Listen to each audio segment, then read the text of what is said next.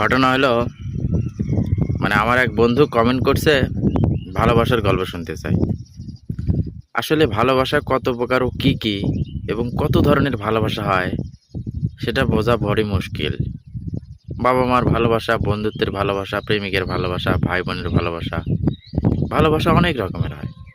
যাই হোক, একটা ছেলে একটা মেয়েকে খুবই ভালোবাসতো, অসম্ভব রকমের ভালোবাসতো। মেয়েটার জন্য ছেলেটা খুবই পাগল ছিল, কিন্তু মেয়েটা তাকে ভালোবাসতো না, তাকে পছন্দ করতো না। একদিন এই ছেলেটার পাগলামি দেখে মেয়েটা একদিন বলল যে আচ্ছা ঠিক আছে, আমি তোমাকে ভালোবাসতে পারি, তবে একটা শর্ত আছে।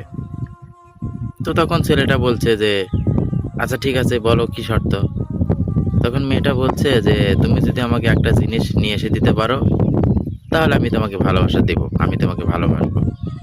তখন ছেলেটা বলছে যে আচ্ছা কি, সেই জিনিসটা কি বলো, আমি তোমার জন্য যে কোনো জায়গা থেকে যে কোনো জিনিস নিয়ে এসে দিতে রাজি।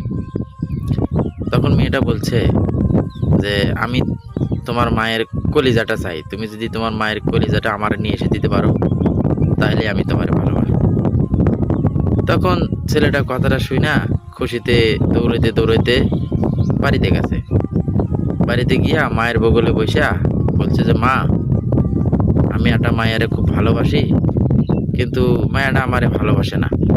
তবে আজকে আমাকে একটা শর্ত দিছে যে যদি আমি তোমার কলিজাটা নিয়ে তারে দিতে পারি তাহলে সে আমারে ভালোবাসো। মা, তুমি কি তোমার কলিজাটা আমারে দিবা? তখন মায়ে বলছে যে ওরে আমার একমাত্র বাঁচার ধন, হীরার টুকরা, আমি তোর জন্য সব কিছু করতে পারি। একথা কইয়া মায়ে বুকটা ফাড়ি দিয়া কলিজাটা বাইর করে দিছে। যে দিছে, কলিজাটা পাইয়া ছেলেটা তো খুশিতে সেই আত্মহারা, খুশিতে দৌড়াইতে দৌড়াইতে যাইতেছে মেয়েটারে কলিজাটা দিব। তো দৌড়াইতে যাইতে যাইতে রাস্তার সাথে হুজুর খায়া পড়ে গেছে।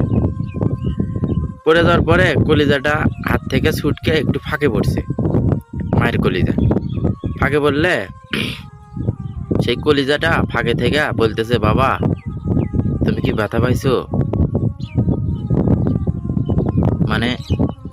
মায়ের কলিজাটাও ফাঁকে পড়ে গেছে, তারপরও মায়ের কলিজাটা নিজের কথা না বললা পোলাটারে কইতেছে যে তুমি কি ব্যথা পাইছো। এটা শুধুমাত্র, এই গল্পটা বলা শুধুমাত্র ভালোবাসা বোঝানোর ক্ষেত্রে, যে মায়ে যে কতটুকু ভালোবাসে তার সন্তানকে, এটা শুধুমাত্র মাই জানে। যাই হোক বন্ধুরা, ধন্যবাদ।